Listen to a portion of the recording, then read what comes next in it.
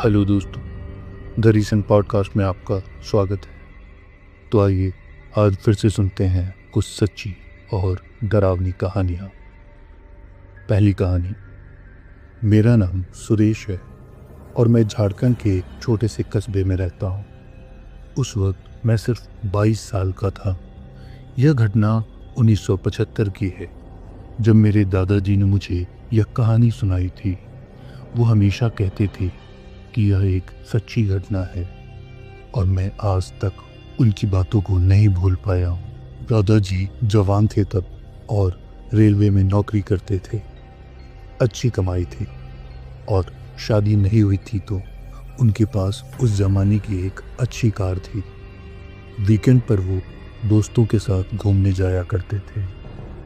एक शुक्रवार की शाम वो एक डांस पार्टी में देर से पहुंच रहे थे, तो उन्होंने एक छोटे रास्ते से जाने का फैसला किया। सूरज ढल रहा था और वो पश्चिम की तरफ जा रहे थे। एक पहाड़ी के ऊपर से गुजरते हुए अचानक सूरज की रोशनी से उनकी आंखें चौंधी आ गई। आखिरी पल में उन्होंने देखा कि सड़क पर कोई खड़ा है। वो उस व्यक्ति से बचने के लिए कार को एक तरफ घुमाया, लेकिन कार सड़क से उतरकर एक खाई में जा गिरी और एक पेड़ से टकरा गई। दादाजी को लगता है वो बेहोश हो गए थे, क्योंकि अगली चीज जो उन्हें याद आती है वो एक लड़के की आवाज़ थी, अंकल अंकल आप ठीक हैं? दादाजी ने बताया कि उनका सिर फट रहा था और घुटने में ऐसा लग रहा था जैसे आग लगी हो, लेकिन वो जिंदा थे। उस लड़के ने उन्हें कार से बाहर निकाला, दादाजी का बैग उठाया और उन्हें सड़क के किनारे बैठा दिया। वहां से दादाजी ने देखा कि पास में एक पुराना घर था। उन्होंने लड़के से पूछा, क्या यह तुम्हारा घर है? लड़के ने जवाब दिया, हाँ। तभी दादाजी ने गौर किया कि लड़के के होंठ पर एक दरार थी और उसकी बोलचाल में तुतलाहट थी। वो गोरा, थोड़ा मोटा और लाल बालों वाला लड़का था, दोस्ताना लग रहा था। दादाजी ने पूछा, तुम्हारे घर में फोन है? लड़के ने सिर हिलाकर कहा, नहीं। अच्छा, तुम्हारे माता पिता हैं? लड़के ने कहा, नहीं, और पता नहीं वो कब लौटेंगे। दादाजी ने फिर से पूछा, सबसे नज़दीक का पड़ोसी कितनी दूर है? लड़के ने बताया कि वो जगह जहाँ से दादाजी गुजरे थे वहाँ एक लंबी सफ़ेद बाड़ वाला घर था। दादाजी को याद आया कि वो करीब 6 मील पीछे था। लड़के ने कहा, आप मेरे घर आ सकते हैं, और वो दादाजी को लंगड़ाते हुए उस पुराने घर तक ले गया। घर अंदर से बहुत ठंडा था, हालांकि जून की गर्म शाम थी। दादाजी ने देखा कि घर में न तो हीटिंग थी न ही चूल्हा, बस रसोई में एक बड़ा सा फायरप्लेस था। दादाजी ने पूछा, क्या यह घर हमेशा से इतना ठंडा रहता है? लड़के ने जवाब दिया, मुझे हमेशा ठंड लगती है। दादाजी ने कहा, अगर तुम लकड़ी ले आओ तो मैं आग जलाता हूँ। लड़का लकड़ी ले आया और दादाजी ने आग जला दी। लकड़ी सूखी थी तो आग जल्दी भड़क उठी। लड़का आग के बहुत करीब खड़ा होकर अपनी बाजुओं को रगड़ रहा था। दादाजी ने चेतावनी दी, दोस्त संभल कर, तुम जल जाओगे। लड़के ने बस इतना कहा, मुझे हमेशा ठंड लगती है। दादाजी ने अपने सैंडविच खाया, जबकि लड़का आग के सामने ही खड़ा रहा। दादाजी ने चारों ओर देखा तो लगा जैसे घर में बहुत समय से कोई नहीं रहा हो। अंधेरा होने लगा तो लड़का आग से मुड़कर बोला, आप मेरे बिस्तर पर सो सकते हैं, मैं आग जलाए रखूंगा। दादाजी ने कहा, मैं तुम्हारे बिस्तर पर सोकर तुम्हें परेशान नहीं करना चाहता। क्या तुम्हारे पड़ोसी यहाँ से गुजरेंगे? शायद वो मेरी कार निकालने में मेरी मदद कर सकते हैं। लड़के ने कहा, यहाँ कोई नहीं आता, वो भूतों से डरते हैं। दादाजी थोड़ा घबरा गए और पूछा, कौन भूत? लड़के ने जवाब दिया, सब कहते हैं कि यहाँ भूत हैं, पर मैंने कभी नहीं देखा। मैं तो बस सपनों से डरता हूँ। दादाजी ने पूछा, तुम्हें बुरे सपने आते हैं? लड़के ने कहा, हाँ, हर रात एक बड़ा सा सूअर मेरा पीछा करता है और मुझे खाने की कोशिश करता है, पर मैं अचानक से जग जाता हूँ। दादाजी ने पूछा, क्या तुम्हें असल जिंदगी में किसी सूअर ने पीछा किया है? लड़के ने बताया कि एक बार उसने एक सूअर के बच्चे को पैर से पकड़कर हिलाया था, तो सूअर ने उसका पीछा किया और उसे काट लिया था। दादाजी ने कहा, शायद इसीलिए तुम्हें ये सपने आते हैं। लड़का सिर हिलाकर चुप हो गया। दादाजी को बहुत थकान और दर्द हो रहा था, तो उन्होंने लड़के के बिस्तर पर सोने की। बिस्तर कमरे के एक कोने में फायर प्लेस के पास था। लड़के ने कहा कि वो आग जलाए रखेगा और दादाजी की निगरानी करेगा। दादाजी ने बताया कि वो अचानक एक सपने से जागे। वही सपना जो लड़के ने बताया था। एक विशाल सूअर उनका पीछा कर रहा था और जैसे ही वो उन पर हमला करने वाला था, दादाजी की नींद खुल गई। लड़का अभी भी फायर प्लेस के सामने बैठा था और आग अब सिर्फ अंगारों में बदल चुकी थी। सूरज उगने लगा था। दादाजी लंगड़ाते हुए बाहर गए और पोर्च से पेशाब करने लगे। दूर से ट्रैक्टर की आवाज आ रही थी। वो खेत के पार लंगड़ाते हुए गए और हाथ हिलाकर किसान को बुलाया। किसान ने पूछा कि क्या वो दादाजी की कार खाई से निकाल सकता है? दादाजी ने कहा, हाँ, और ट्रैक्टर के पहिए पर बैठकर उस जगह पहुंचे जहां वो सड़क से उतरे थे। किसान ने हैरानी से पूछा, तुम कब सड़क से उतरे? दादाजी ने कहा, कल शाम सूरज ढलने से ठीक पहले। किसान ने पूछा, तुमने रात कहाँ बिताई? दादाजी ने लड़के और घर की कहानी सुनाई। किसान का चेहरा सफेद पड़ गया और वो बोला, तुम वहां सोई हो? दादाजी ने कहा, हाँ, क्यों? किसान ने कहा, मैंने सुना था कि वह जगह भूतिया है, पर मैंने कभी विश्वास नहीं किया। वो लड़का 1 साल पहले उस परिवार के सूअर ने उसे मार डाला था। परिवार वालों ने अंतिम संस्कार के बाद दक्षिण की ओर चले गए। दुख से टूट चुके थे और उस घर में एक दिन भी रहना मुश्किल हो गया था। तब से वो घर खाली पड़ा है। दादाजी ने कहा कि उस दिन के बाद वो कभी उस रास्ते से नहीं गए और वो लड़का, वो शायद अब भी उस घर में रहता है, हमेशा ठंडा, हमेशा भूखा। अगली कहानी। मेरा नाम सुमन है और मैं छत्तीसगढ़ के एक छोटे से गांव बिरसा में रहती हूँ। उस वक्त मैं सिर्फ 15 साल की थी। यह घटना 1965 की है, जब मैं अपने दादा दादी के घर गर्मियों की छुट्टियां बिताने गई थी। वहाँ जो हुआ वो मैं आज तक नहीं भूल पाई हूँ। हमारे गांव में बिजली का नामो निशान नहीं था। रात होते ही अंधेरा इतना घना हो जाता था कि हाथ को हाथ नहीं सूझता था। दादी का घर एक छोटे से खेत के बीच में था और उसके पास ही एक जंगल का रास्ता था। उस रास्ते से होकर दादी के मामा, जिन्हें हम सब काका बुलाते थे, शराब की भट्टी तक जाया करते थे। काका को शराब की बहुत बुरी लत थी और हर रात वो उसी रास्ते से जाते और फिर लौटते। एक रात तेज बारिश हो रही थी और बिजली चमक रही थी। हम सब सोच रहे थे कि काका आज कैसे लौटेंगे। मैं खिड़की के पास बैठी बारिश देख रही थी। अचानक बिजली चमकी और मैंने देखा कि काका जंगल के रास्ते से लड़खड़ाते हुए बाहर आ रहे हैं। उसी वक्त मैंने देखा कि खेत में बंधी हुई 8 भेड़ी और कुछ बकरियां काका की तरफ मुंह किए खड़ी थी। बिजली की रोशनी में सब कुछ साफ दिख रहा था। फिर से बिजली चमकी और इस बार भेड़ें खेत की बाढ़ से आस आके खड़ी हो गई। सभी काका की तरफ देख रही थी। काका भी वहीं रुक गए और भेड़ों की तरफ देखने लगे। मैं समझ नहीं पा रही थी कि ये सब क्या हो रहा है। अगली बार जब बिजली चमकी तो भेड़ें खेत से बाहर आ चुकी थी और काका को घेर कर खड़ी थी। वो सभी एक गोल घेरे में खड़ी थी और बिल्कुल भी हिल नहीं रही थी। मैं हैरान थी कि भेड़ें खेत से बाहर कैसे आ गई।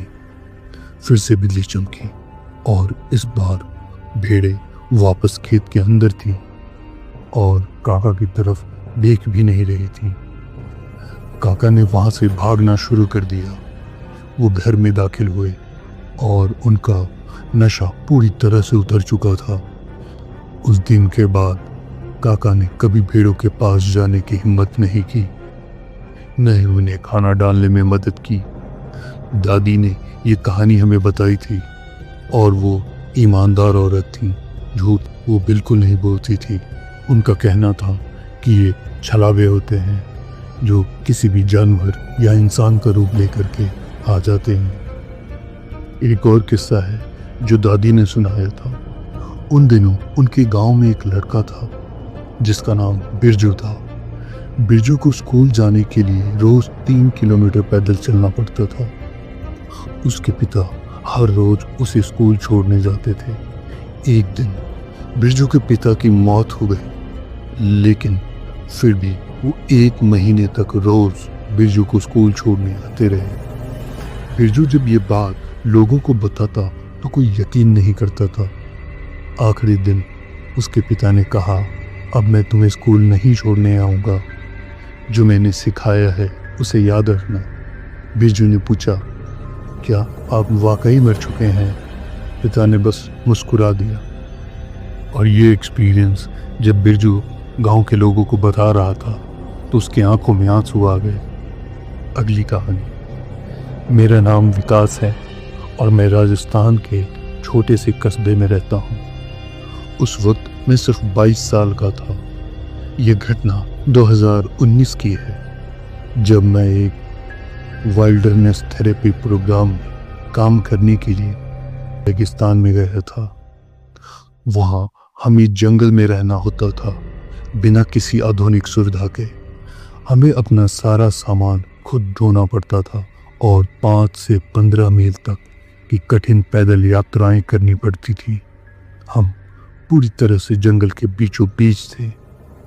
आसपास मीलों तक कुछ नहीं था। कुछ नहीं का मतलब कुछ भी नहीं। आग जलाने के लिए हमें अपने हाथों से बने बोर ड्रिल किट का इस्तेमाल करना पड़ता था।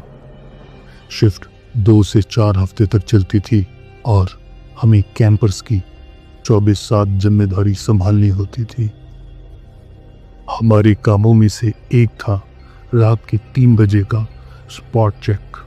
हर रात एक स्टाफ को उठकर हर कैंपर की मौजूदगी की पुष्टि करनी होती थी और फिर ऑफिस को एक जीपीएस पिंग भेजनी होती थी। अगर चेक मिस हो जाता तो ऑफिस को 4:30 बजे कॉल करना चाहिए था, लेकिन वो कभी नहीं करते थे। यह काम कोई पसंद नहीं करता था, लेकिन मैं हमेशा वॉलंटियर करता था क्योंकि इसके लिए एक्स्ट्रा 500 रुपये मिलते। हमारा स्टाफ एक दूसरे के बहुत करीब था। हम सभी एक परिवार की तरह थे। मैं अपने सुपरवाइज़र जय के बहुत करीब था। जी, जय था उसका नाम, और ये नाम बाद में बहुत काम आएगा। उस समय सर्दियों का मौसम था और मुझे एडल्ट ग्रुप के साथ काम करने का मौका मिला। यह प्रोग्राम एकमात्र 18+ कैंप था और यह को-एड भी था। इसका मतलब था कि हमें लड़के और लड़कियों के कैंप को एक निश्चित दूरी पर अलग अलग सेट करना होता था। मेरे दोस्त देव और मैं इस ग्रुप के साथ जुड़कर बहुत खुश थे क्योंकि इसमें कम ड्रामा और ज़्यादा आज़ादी होती थी। हमने एक रिमोट रंग बिरंगी पहाड़ी पर जाने का प्लान बनाया जो एक लाल रेत का मैदान में थी। पेड़ों की छाया और पर्याप्त जगह थी वहाँ। एक हफ्ते की हाइकिंग के बाद हम वहाँ पहुँचे। नज़दीकी सर्विस रोड जो कि बस की एक पगडंडी जैसी थी, आधा मील दूर थी वहाँ से सप्लाई लाने के लिए बस एक ही रास्ता था। उस रात कैंप सेट करने के बाद देव और मैं कुछ कैंपर्स के साथ देर तक जंगल में डेजर्ट बनाने की कोशिश कर रहे थे। जब कैंपर्स सोने चले गए तो हमने अगले दिन की योजना बनाई, आग बुझाई और फिर सोने चले गए। फिर 3 बजे का समय आया। जब मैं स्पॉट चेक के लिए उठा तो कुछ अजीब सा लगा। कैंप सिर्फ शांत नहीं था बल्कि पूरी तरह से मौत की खामोशी थी वहाँ। कोई हवा नहीं, कोई दूर से लोमड़ी की आवाज़ नहीं, पेड़ों की सरसराहट तक नहीं, बस एक अप्राकृतिक दम घोटने वाली खामोशी। बर्फ धीरे धीरे गिर रही थी और हर फ्लेक पर सितारों की रोशनी झिलमिला रही थी। मुझे टॉर्च की ज़रूरत नहीं थी क्योंकि बर्फ की सफ़ेद चादर से रोशनी फैल रही थी। मैंने अपना मिडनाइट चेक शुरू किया। लड़कियों का कैंप सही था। चारों कैंपर्स अपनी जगह सो रही थी। फिर मैं बेस कैंप की तरफ चला। सिर्फ मेरी सांसों की आवाज़ और मेरे चप्पलों की बर्फ कुचलने की आवाज़ सुनाई दे रही थी। बेस कैंप में मैं पहुंचकर मैंने आग की एक जांच की। कोयले, राख और बर्फ से ढके हुए थे, लेकिन मैंने उन्हें हटाकर देखा तो वो अभी भी गर्म थे। तभी मैंने सुना एक आदमी की आवाज़, मेरा नाम पुकारते हुए। वो आवाज़ लड़कों के कैंप से आ रही थी और खामोशी में साफ सुनाई दे रही थी। मेरा दिमाग दौड़ने लगा। यह आवाज़ न तो किसी कैंपर की थी, न ही मेरे दोस्त देव की। मैंने सोचा कि देव मुझे डरा रहा है। लोगों को लगता था कि मैं किसी चीज़ से नहीं डरता, जो सच नहीं था। लेकिन मैं फिर भी आवाज़ की तरफ चल पड़ा, यह सोचकर कि यह सिर्फ एक मजाक है। लड़कों के कैंप में पहुंचकर मैंने देव के शेल्टर में जाकर उसे जगाने की कोशिश की। मैंने उसके कंधे को हिलाया, कोई जवाब नहीं। मैंने उसकी गर्दन पर हाथ रखकर उसकी नब्ज़ चेक की। वो जिंदा था, लेकिन बिल्कुल स्थिर। यह वही आदमी था जो एक टहनी टूटने पर भी जाग जाता था और जिसकी खर्राटों की आवाज़ चेन सॉ जैसी होती थी। लेकिन अब वो बिल्कुल शांत था। मैंने चारों लड़कों की जांच की। सभी सो रहे थे, सभी सांस ले रहे थे। तभी फिर से आवाज़ आई। मेरा नाम फिर से पुकारा गया। यह आवाज़ पहाड़ी के पीछे से आ रही थी। वहाँ से निकलने का एक ही रास्ता था और वो हमारे पीछे था। जो भी मुझे बुला रहा था वो वहाँ नहीं होना चाहिए था। मैं जम गया। मेरा दिल धड़क रहा था और मुझे लगा जैसे मेरा दम घुट रहा हो। बर्फ गिरती रही और समय धीमा होता गया। फिर एक आखिरी बार मेरा नाम पेड़ों के पीछे से। यह आवाज़ अब ज़्यादा तेज थी, करीब। मुझे याद है कि जय शिफ्ट पर था। मैंने इनरिच निकाला और जय को मैसेज भेजा, अरे क्या तुम यहाँ हो, आकर मिलो। अगर वो मुझे डरा रहा होता तो जवाब देता, लेकिन कोई जवाब नहीं आया। मैं तेजी से अपने शेल्टर में वापस आया, स्लीपिंग बैग में घुस गया और आंखें बंद कर ली। जब सुबह की पहली किरणें आसमान को रोशन करने लगी तो मैं सो गया। कुछ घंटे बाद मैं उठा, कोई जगह नहीं था, तो मैंने अपने शेल्टर से सूखी लकड़ी निकाली और आग जलाने चला गया।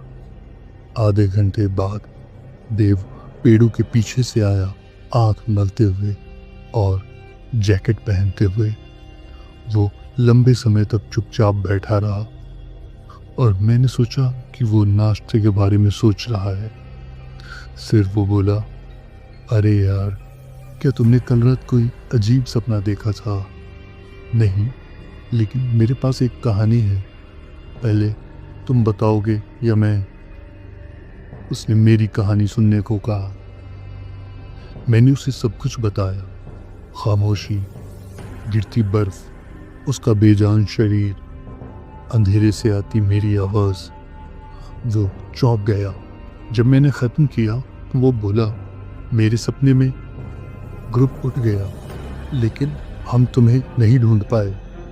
हमने जय को बुलाया और वो सर्च एंड रेस्क्यू लेकर आया।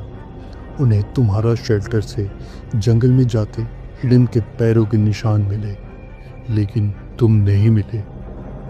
हम चुपचाप बैठे रहे और अभी भी उसकी बातों को पचा रहा था। जब पहला कैंपर बाहर आया तो मैंने अपना इनरिच चेक किया। जय ने जवाब दिया था वो हमारे पास नहीं था, वो पूरी रात ऑफिस में था। कैंपर्स उठे और हमने अपना दिन शुरू किया। बाकी शिफ्ट शांतिपूर्ण रही। प्रोग्राम डायरेक्टर भी हमसे मिलने आया और हमारे साथ खेलने लगा।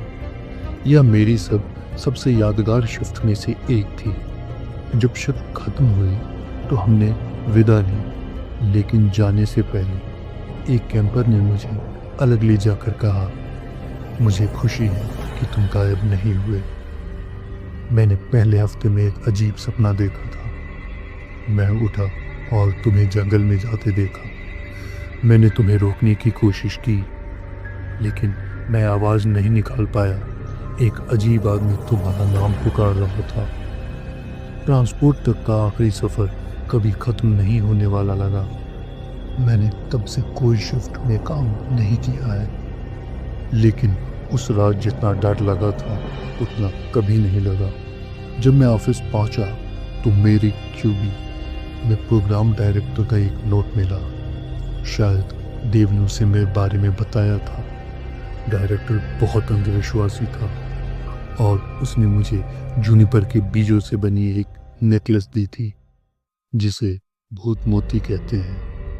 यह रेगिस्तान में मेरे साथ हुई कई अनसुलझी घटनाओं में से एक थी, लेकिन इसने मुझे तारों के नीचे सोने से कभी नहीं रोका। ओके दोस्तों, आज के लिए इतना ही, और मिलते हैं फिर अगली बार किसी अगली वीडियो में। सुनने के लिए धन्यवाद।